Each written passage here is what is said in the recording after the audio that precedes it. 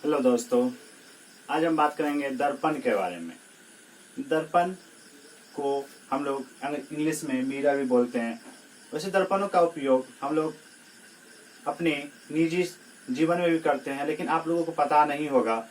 दर्पण का उपयोग बहुत सारे चीज़ों में होता है, जैसे टॉर्च में दर्पण का उपयोग होता है, ठीक है।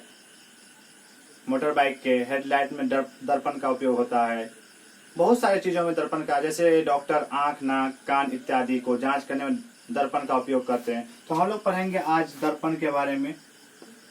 दर्पण को हम लोग बोलते हैं मिरर, जो हम लोग घर में भी इसका उपयोग करते हैं अपने चेहरों को देखने में, किस तरह से है, कैसा है, नहीं है, देखने में करते हैं। तो दर्पण का हम लोग टाइप्स पढ़ेंगे, दर्पण का प्रकार पढ़ेंगे, कितने प्रकार के होते हैं दर्पण। उसके बाद उपयोग पढ़ेंगे इसका, दर्पण का उपयोग किस में होता है, क्या है दर्पण, ठीक है। तो इस सब के बारे में हम लोग आज पढ़ेंगे। तो हम लोग देखते हैं, दर्पण को शुरू करने से पहले उसका डिफिनेशन देख लेते हैं। दर्पण किसे कहते हैं, वन लाइन में, दर्पण किसे कहते हैं, ठीक है। अगर वीडियो अच्छा लगे तो सब्सक्राइब और शेयर भी कर दीजिएगा और बेल आइकन को दबा दीजिए। इससे क्या होगा कि अगर नेक्स्ट वीडियो हम डालेंगे तो आपको सबसे पहले नोटिफिकेशन मिल जाएगा और वहां से आप मेरे वीडियो को देख सकेंगे, ठीक है। तो हम लोग जानेंगे दर्पण किसे कहते हैं। तो दर्पण का सीधा कहेंगे डिफिनेशन है, सूर्य या अन्य किसी स्रोत, कोई स्रोत हो सकता है हम लोग का, सूर्य कह सकते हैं, या किसी कहेंगे क्या, तो टॉर्च की जलती हुई लाइट, ठीक है। कहेंगे सूर्य या अन्य किसी स्रोत को आने वाली प्रकाश की किरणें जो सभी दिशाओं में परावर्तित कर देती है, जो सभी दिशाओं में परावर्तित कर देती है। कहने का अर्थ है कि भेज देती है, ठीक है। जैसे मान के चलते हैं हम लोग को दर्पण, जैसे मान के चलिए यहाँ पे एक टॉर्च है, ठीक है। यह प्रकाश किरणें इधर आ रही है, यहाँ पे कोई वस्तु रख दिया जाए तो, ठीक है, तो इसको यहाँ क्या परावर्तित कर देती है। तो उसी को हम लोग क्या कहेंगे, इस तरह का वस्तु को हम लोग क्या कहेंगे, दर्पण कहते हैं। तो उसी को कहेंगे सूर्य या अन्य किसी स्रोत से आने वाली प्रकाश किरणें को जो सभी दिशाओं में परावर्तित कर देती है, उसे दर्पण कहेंगे, ठीक है। तो दर्पण, तो हम लोग देखें दर्पण। तो उसके बाद हम लोग देखेंगे कि दर्पण कितने प्रकार के होते हैं। हम लोग देखेंगे दर्पण कितने प्रकार के होते हैं। तो दर्पण होते हैं, टाइप्स ऑफ दर्पण। दर्पण कहेंगे, दर्पण को मुख्यतः दो भागों में बांटा गया है। सबसे पहले एक होता है आपको समतल दर्पण, जिसको प्लेन मिरर भी बोलते हैं हम लोग। दूसरा होता है गोलीय दर्पण। क्या होता है, गोलीय दर्पण।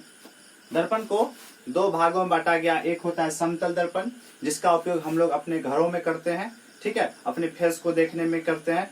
और दूसरा है आपको गोलीय दर्पण। गोलीय दर्पण जिसको हम लोग स्फेरिकल मिरर बोलते हैं, स्फेरिकल मिरर इसको। तो गोलीय दर्पण को फिर से दो भागों में बांटा गया है। एक होता है अवतल दर्पण, अवतल दर्पण। दूसरा होगी आपको उत्तल दर्पण। गोलीय दर्पण को भी दो भागों में बांटा गया है। एक हो गया आपको अवतल दर्पण, दूसरा हो गया उत्तल दर्पण। अवतल को हम लोग कनकेव मिरर बोलते हैं, उत्तल को कन्वेक्स मिरर बोलते हैं, ठीक है। इसका इंग्लिश क्यों बता रहे हैं कि आपको आने वाले समय में अगर आपको जो है ना सीबीएसई बोर्ड से आप एग्जाम दे रहे तो आपको वहां पे हेल्प होगा। नहीं तो आप आगे चल के जो है ना इंग्लिश मीडियम, जैसे 12th में अगर बाहर जाइएगा तो आपको इंग्लिश मीडियम पढ़ाया तो वहां पे आपको दिक्कत नहीं होगा। तो हम लोग देखें दर्पण किसे कहेंगे। कहेंगे सूर्य या अन्य किसी स्रोत से आने वाली प्रकाश किरण जो स्वतः सभी दिशाओं में, किसी भी दिशाओं में परावर्तित कर देती है, उसे दर्पण कहेंगे। तो उसका दर्पण टू टाइप के होते हैं, दो प्रकार के होते हैं। एक तो समतल दर्पण, दूसरा गोलीय दर्पण। गोलीय दर्पण को भी दो भागों में बांटा गया। एक होता है अवतल दर्पण, दूसरा उत्तल दर्पण, ठीक है। तो हम लोग यहाँ पे देखें टाइप ऑफ दर्पण। उसके बाद देखेंगे हम लोग दर्पण के, आप कहेंगे समतल दर्पण किसे कहते हैं। क्वेश्चन है मेरा, समतल दर्पण किसे कहेंगे। क्या कहेंगे, जिस दर्पण का परावर्तक सतह, जिस दर्पण का परावर्तक सतह समतल होता है उसे समतल दर्पण कहेंगे। एग्जाम्पल के रूप में देखते हैं यहाँ पे, समतल दर्पण किसे कहते हैं। मेरा क्वेश्चन क्या हो सकता है, आपका क्वेश्चन क्या हो सकता है, समतल दर्पण किसे कहेंगे, क्या कहेंगे हम लोग, जिस दर्पण का परावर्तक सतह समतल होता है उसे समतल दर्पण कहते हैं। ठीक है, जिसका उपयोग इसका इस तरह से हम लोग कह सकते हैं, परावर्तक सतह समतल होता है तो समतल क्या होगा, एक लाइन में होगा एकदम। इसका उपयोग इसलिए कर रहे हैं कि दर्पण पता चले कि इस साइड से क्या, इस साइड से दर्पण है, इस साइड से, जैसे क्या दर्पण आप जानते हैं, दर्पण के पीछे वाले भाग पर जिसपे कलाई किया रहता है, ठीक है, उसी इस तरह से कलाई को दिखाने के लिए इस तरह का हम लोग उपयोग करते हैं दर्पण के पिछले वाले भाग पर। तो ये हो गया आपको समतल दर्पण। उसी तरह से आपको नेक्स्ट हो जाएगा अवतल दर्पण किसे कहते हैं। तो अवतल दर्पण का भी हम लोग इस तरह से डिफिनेशन दे सकते हैं, कहेंगे अवतल दर्पण किसे कहते हैं। सबसे पहले हम लोग देखें गोलीय दर्पण को ही अवतल, गोलीय दर्पण का टाइप होता है, प्रकार होता है अवतल दर्पण और उत्तल दर्पण। तो हम लोग कहेंगे अवतल दर्पण किसे कहते हैं, तो ये गोलीय दर्पण किसे कहेंगे, तो किसी कांच के खोखले गोले का बना होता है तो उसे हम गोलीय दर्पण कहते हैं। किसी कांच के खोखले गोले का बना होता है तो उसे हम गोलीय दर्पण कहेंगे। तो उस गोलीय दर्पण में अवतल, तो क्या कहेंगे, किसी कांच के खोखले गोलीय पृष्ठ के कटे हुए, क्या बोला, किसी कांच के खोखले गोलीय इस तरह से होगा, कटे हुए, ये कटा हुआ है किसी कांच का, कटे हुए बाहरी सतह पर जब कलाई किया हुआ रहता है, किस पर, बाहरी सतह पर जब कलाई किया हुआ रहता है तो उसे हम कहेंगे अवतल दर्पण। कोई दिक्कत, कहां पे कलाई किया जाता है, किसी कांच के खोखले गोलीय सतह के बाहरी सतह पर, ठीक है ना, बाहरी सतह पर जब कलाई किया जाता है तो उसे कहेंगे अवतल दर्पण। बाहरी सतह पर इस तरह से कलाई किया हुआ रहता है, इस तरह से हम लोग दर्शाते हैं। अगर अंदर वाली सतह पर, खोखले गोलीय दर्पण के अंदर वाली सतह पर जब कलाई किया जाता है तो उसे हम लोग कहेंगे उत्तल दर्पण। कोई दिक्कत, तो बाहरी सतह पर अवतल हो गया, अंदर वाली सतह पर जब कलाई किया जाएगा तो क्या कहेंगे, उत्तल दर्पण। तो हम लोग यहाँ से इसका डिफिनेशन इस तरह से दे सकते हैं, कहेंगे इसका, तो यहाँ पे इस तरह से फिगर भी बना सकते हैं आप, इस तरह से बना लीजिए इसका, समतल दर्पण कहेंगे किसी कांच के खोखले गोलीय पृष्ठ के कटे हुए कौन सतह पर, बाहरी सतह पर, बाहरी सतह पर जब कलई किया हुआ रहता है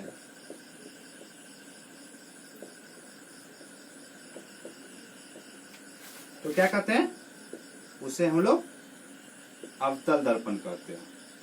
तो उसे हम लोग अवतल दर्पण कहते हैं। ठीक है, इसी तरह नेक्स्ट का भी हम लोग उत्तल दर्पण किसे कहते हैं, इसका भी डिफिनेशन दे सकते हैं। क्या कह सकते हैं, किसी कांच के खोखले गोलीय पृष्ठ के कटे हुए बाहरी लिखे, यहाँ पे क्या लिख देना है, सिर्फ अंदर वाली सतह पर जब कला किया जाता है उसको क्या कहेंगे, उत्तल दर्पण कहते हैं। तो हम लोग लिख लेते हैं इसको, क्या कहेंगे, उत्तल दर्पण किसे कहते हैं। उत्तल दर्पण का डिफिनेशन क्या हो जाएगा, क्या कहेंगे, किसी कांच के खोखले गोलीय पृष्ठ के क्या लिख सकते हैं, कटे हुए बाहरी सतह पर जब कलाई किया हुआ रहता है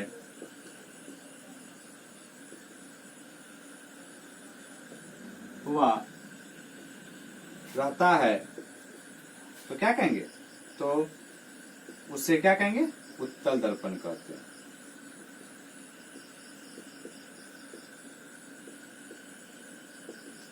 ठीक है, तो इसका आपको अंतर भी पूछेगा, कहेगा उत्तल दर्पण और अवतल दर्पण में उत्तर अंतर लिखें। ठीक है, एग्जाम में आपको क्या कहेगा, उत्तल दर्पण और अवतल दर्पण में अंतर बताए। तो सबसे पहले पहला अंतर, आप पहला पॉइंट यही लिख सकते हैं, किसी कांच के खोखली गोली पृष्ठ के जब बाहरी सतह पर कला क्या रहता है तो हम लोग क्या कर सकते हैं, उसको अवतल दर्पण कहते हैं। दूसरा क्या बोले, उत्तल दर्पण। किसी कांच के खोखले गोले पृष्ठ के जब कहाँ कला क्या रहता है, बाहरी सतह पर कला क्या रहता है, तो क्या बोले यहाँ पे, सॉरी यहाँ पे, किसी कांच के खोखले गोले पृष्ठ के कटे हुए अंदर वाले सतह पे, अंदर होगा, अंदर वाले सतह पे। तो इसका फिगर आप इस तरह से बना सकते हैं। आप बताइए, यहाँ पे दिखाए थे अवतल दर्पण का बाहरी सतह पर जब कलाई किया हुआ रहता है, ठीक है। उत्तल दर्पण का जब अंदर वाली सतह पर जब कलाई किया आता है, इधर से कलाई किया आता है, अंदर वाली सतह पे कटे हुए भाग के अंदर वाली सतह पर कलाई किया आता है, तो उसको उत्तल दर्पण कहते हैं। तो अब हम लोग देखें, पहले दर्पण के बारे में जाने, दर्पण का टाइप ऑफ दर्पण देखें,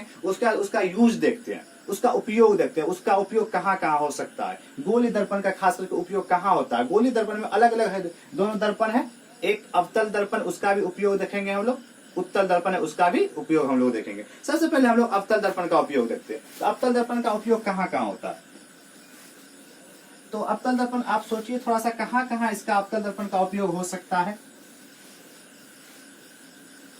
हम लोग इसका उपयोग देखेंगे,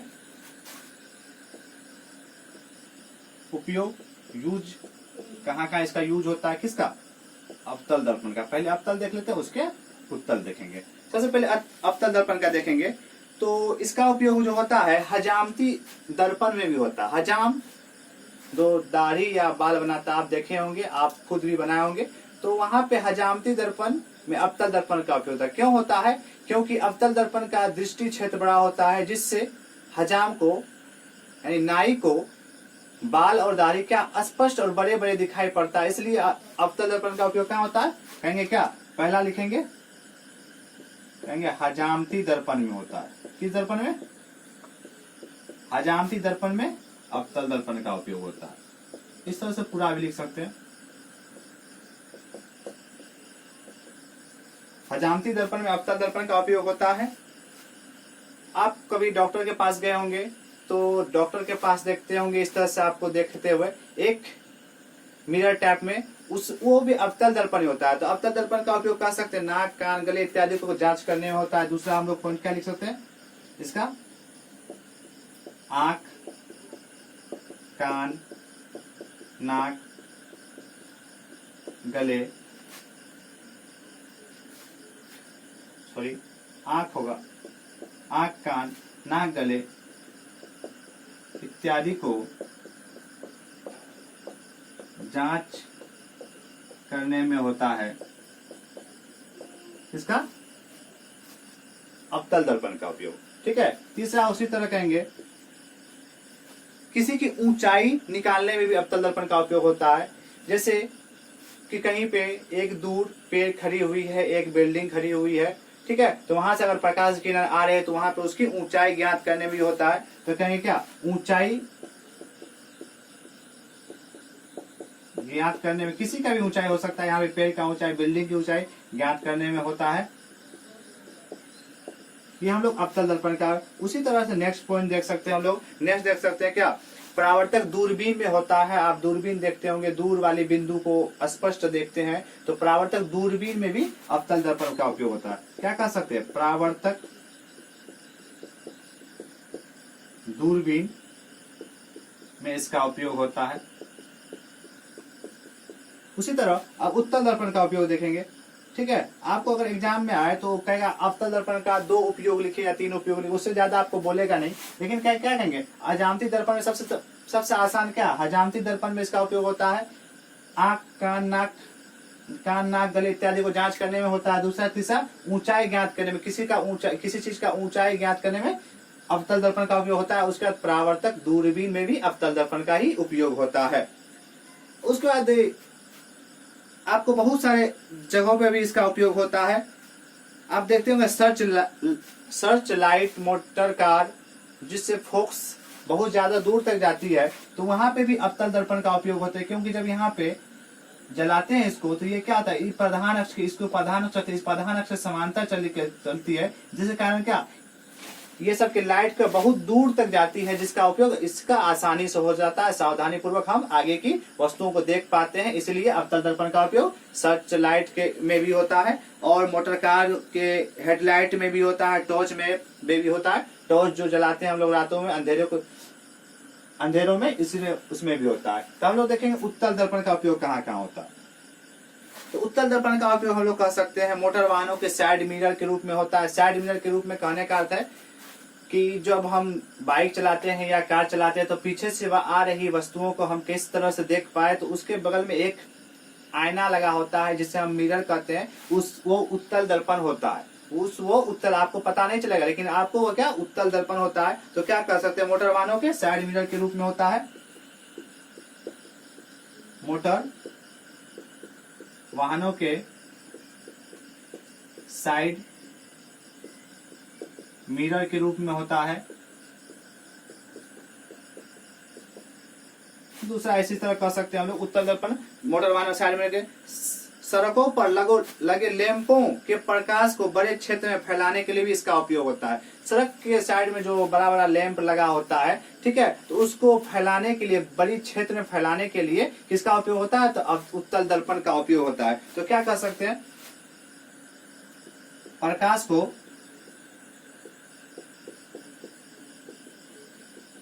फैलाने में भी इसका उपयोग होता है।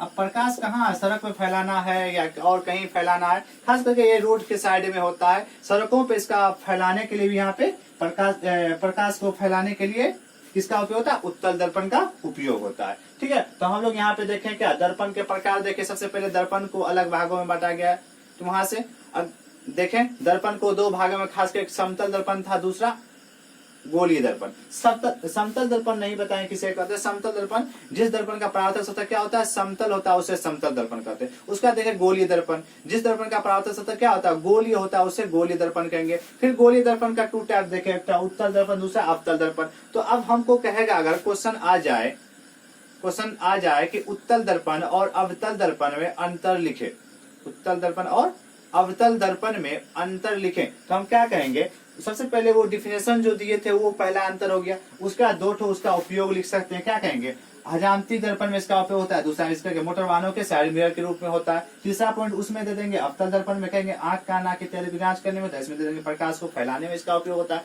तो बहुत सारा अंतर हो सकता है, इस तरह से हम लोग बहुत सारा दे सकते हैं। तो नेक्स्ट हम लोग वीडियो में देखेंगे, नेक्स्ट क्लास में इसका दर्पण का उपयोग और उपयोग, यानी दर्पण में क्या होता है, जिस तरह से हम लोग इसको देख सकते हैं। यहाँ पे कहेंगे क्या दर्पण, जैसे हम दर्पण बनाते हैं, कोई दर्पण जैसे इसको हम बनाते हैं, दर्पण बनाए एक अवतल दर्पण।